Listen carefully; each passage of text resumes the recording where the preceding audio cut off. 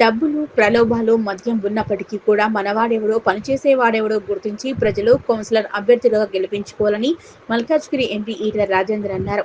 గురువారం BJP party councillor అభ్యర్థుల తరపున నామినేషన్ దాఖలు చేసేందుకు భారత్ బైబిల్ కాలేజీలోని నామినేషన్ కేంద్రానికి అభ్యర్థుల తరపున మద్దతుగా వచ్చారు.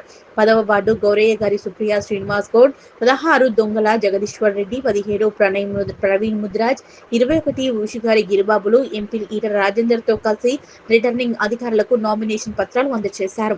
ఈ కార్యక్రమంలో జిల్లా ఉపాధ్యక్షులు జగన్ గౌడ్, గుండ్ల పోచంపల్లి కౌన్సిలర్ మల్లికార్జున్, శ్రీరంగవరం గ్రామ బీజేపీ పార్టీ అధ్యక్షుడు గోపాల్, బీజేపీ నాయకులు వెంకట్ ముద్రాజ్లతో పాటు తదితరులు పాల్గొన్నారు. రాష్ట్ర వ్యాప్తంగా మున్సిపల్ పురపాలక సంఘాలకు ఎన్నికలు జరుగుతున్న సందర్భంలో మల్కాజిగిరి పార్లమెంట్ పరిధిలో 3 మున్సిపాలిటీలు ఉన్నాయి. ఒకటి ఎల్లంపేట మున్సిపాలిటీ, రెండవది అలియాబాద్ మున్సిపాలిటీ, మూడవది మూడుచింతలపల్లి మున్సిపాలిటీ. ఈ మున్సిపాలిటీ ఎన్నికల్ని కూడా భారతీయ జనతా పార్టీ చాలా ప్రతిష్టాత్మకంగా కొట్లాడబోతా ఉంది. అనేక సంవత్సరాలుగా పనిచేసిన మా కార్యకర్తలకు, నాయకులకు ఉండే ఏకైక అవకాశం ఈ కౌన్సిల్ ఎన్నికలే కాబట్టి వాళ్ళ శ్రమతో, వాళ్ళ త్యాగం మీద మేము గెలిచిన ఎంపీగా నేను వాళ్ళని గెలిపించుకునే కర్తవ్యంలో భాగంగా ఈరోజు ఎల్లంపేట మున్సిపాలిటీ దాంట్లో ర్యాలీ నిర్వహించి మా అభ్యర్థులకు నామినేషన్ వహించడం జరిగింది.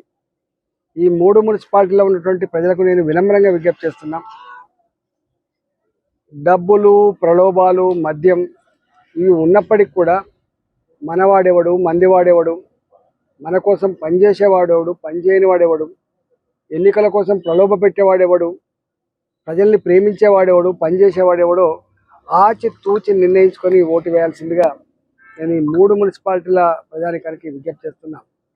తెలంగాణ వ్యాప్తంగా కూడా ఇవాళ మున్సిపాలిటీ ఎన్నికలలో డబ్బులు విపరీతంగా పంచుతున్నటువంటి ఒక చర్చ జరుగుతుందో, మద్యం ఏర్లై పారుతున్నటువంటి చర్చ జరుగుతుందో, ఈ మద్యాన్ని, ప్రలోభాలని, ఈ డబ్బుని తొక్కిపడేసి ధర్మాన్ని, ప్రజాస్వామ్యాన్ని కాపాడాలని చెప్పి తెలంగాణ ప్రజలకు నేను విజ్ఞప్తి చేస్తా ఉన్నా.